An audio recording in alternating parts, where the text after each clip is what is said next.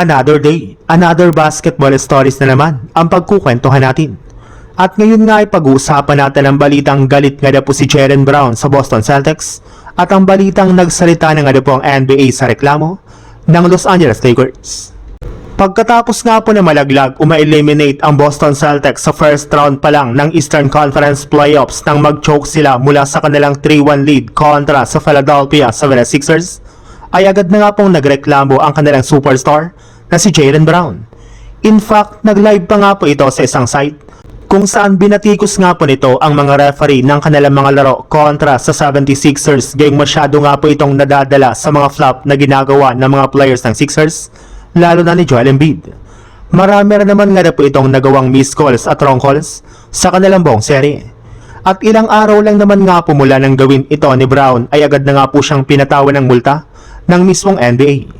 Kaya marami na rin naman nga po ang nagsabi na galit rin nga po si Jaylen Brown sa Boston Celtics since hindi nga po nito pinayagan si Jason Tatum na maglaro sa kanilang Game 7.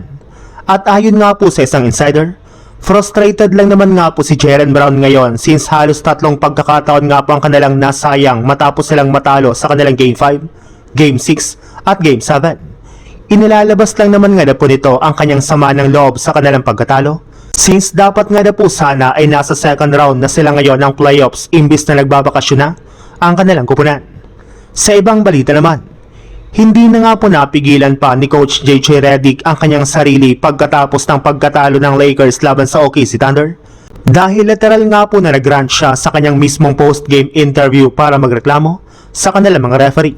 Sa napansin nga po niya sa kanilang Game 2, ay masyado nga na pong pinahihirapan ng mga referee ang kanyang mga players at ang kanilang team, gayong hinahayaan nga po ng mga ito ang OKC Thunder na pisikalin sila sa depensa. Ngunit kung sila naman nga po ang magpipisikal sa defending champions, ay agad na nga po itong tatawag ng foul.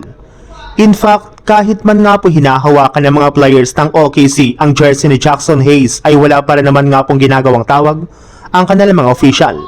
Maging ang ilang mga NBA analyst at NBA announcers ay pumanig na rin naman nga po sa side ng Lakers, gayong masyado nga na pong pinapaboran ng mga referee ang flopping ng mga players ng OKC Thunder at kailangan na nga na po itong pigilan sa pamamagitan ng pagbibigay na sa kanila ng technical foul sa mga susunod nilang laban.